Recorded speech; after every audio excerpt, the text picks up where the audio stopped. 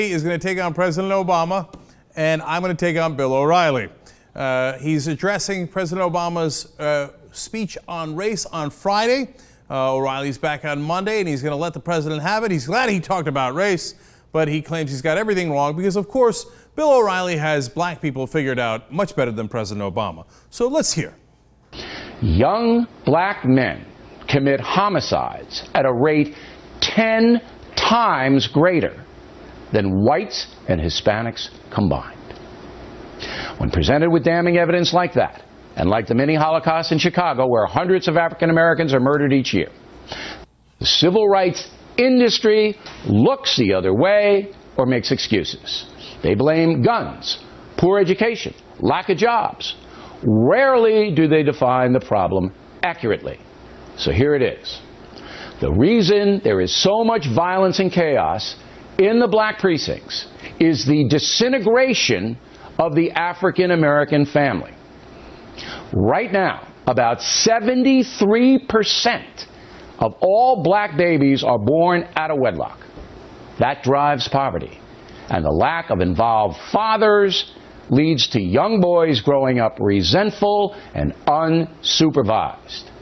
When was the last time you saw a public service ad telling young black girls to avoid becoming pregnant? Has President Obama done such an ad? How about Jackson or Sharpton?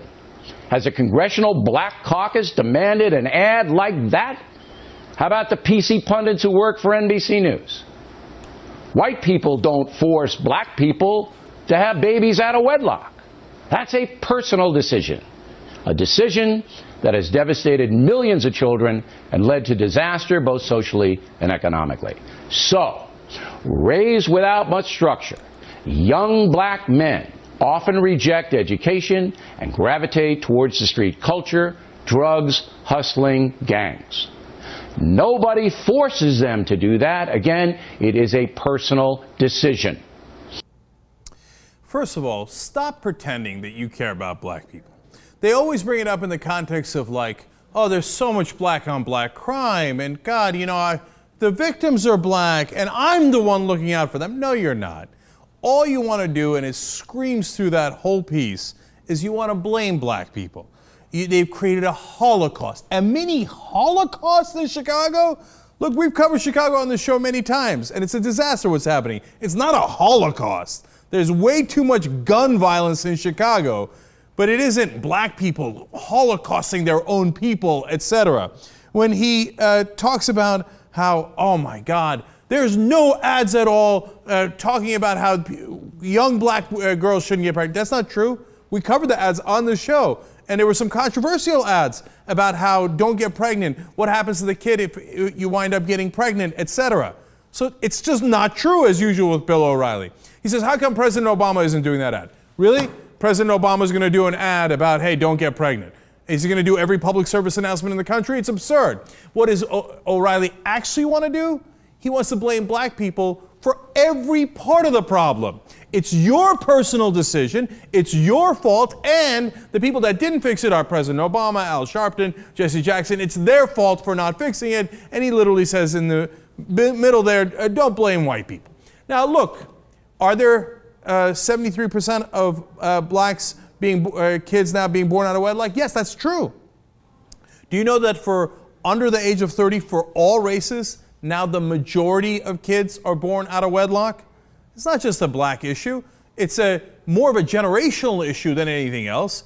It does have some societal consequences, and I don't begrudge the conservatives talking about that at all. That's a perfectly fair conservative point to make, whether you agree with it or don't, as to whether it's the real root cause of it. But he doesn't mention all of the races. He doesn't mention this generational divide on that issue, this cultural divide on that issue between older people and younger people. It's like, oh, black people. And now, when it comes to crime, he talks about how black people commit more crime. But again, we don't have a sense of why, what's happening outside of this one thing that they've latched onto. Families and personal decision. Black people had it coming. They all made these personal decisions. And they like to have sex outside of wedlock, so they had it coming in two different ways, right? Now, what he doesn't tell you is, yes, among poor whites and poor blacks, there's a huge disparity in crime. It's true. Now, when you go to other societal stratification issues when you go to upper class blacks and upper class whites. And by that we simply mean the income brackets. Is there a difference? Well, if it's, as these guys seem to imply, blacks, they like to have kids out of wedlock, they have cultural issues, they have personal issues, well then rich blacks should commit more crimes, et cetera, than white blacks. But they don't. Well, how about middle class blacks? You say, well, the rich doesn't count, they're all rich, they don't have to commit crimes. Or they commit white collar crimes and get away with it. Right? The middle class, no difference in crime between African Americans and whites. No difference. So why is there a difference among poorer Americans? It's mainly an issue of how you live, where you live. Do you live in a pocket of opportunity? Do you live in a pocket of poverty? So for example, even if you're poorer in Seattle, you have a chance of moving up the ladder more than if you're in middle class in Atlanta. Isn't that amazing? Isn't that really interesting? And in fact, when you study it, and professors and people who do this for a living have actually studied it, unlike Bill O'Reilly, who's like, I got this thing figured out. I know the street culture. These blacks, they like the rap music and all that, and they like to have sex out of wedlock. I figured it out, right? No, you didn't figure anything out. When they study, they find out that poor whites are more spread out, whereas poor blacks are concentrated in certain areas. That makes a vicious cycle of poverty and crime. So there's actually a way to fix it. And it isn't by blaming black people, it's by being proactive and having the government make the right decisions. And by the way, if you took a conservative angle on this, there's a perfectly legitimate one, saying, hey, you know what, the government screwed up when they created the projects, and that they created ghettos, and that they put poor people all in the same place, and it wound up creating this vicious cycle. That's a fair point. Why don't you make that point? But he doesn't make that point. Instead, he goes, they make these personal decisions with their gangster culture, etc. And he's got more on that. Watch.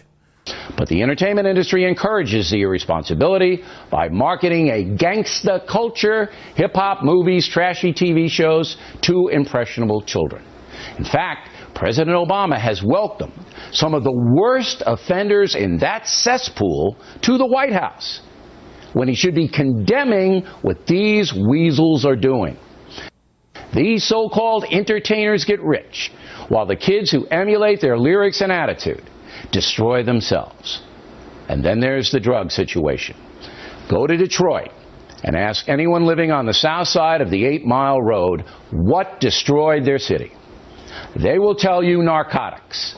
They know addiction leads to crime and debasement. But what do the race hustlers and limousine liberals yell about?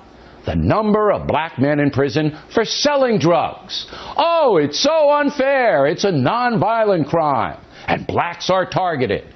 That is one of the biggest lies in the history of this country. The guy is brazen, man. What is your facts on that?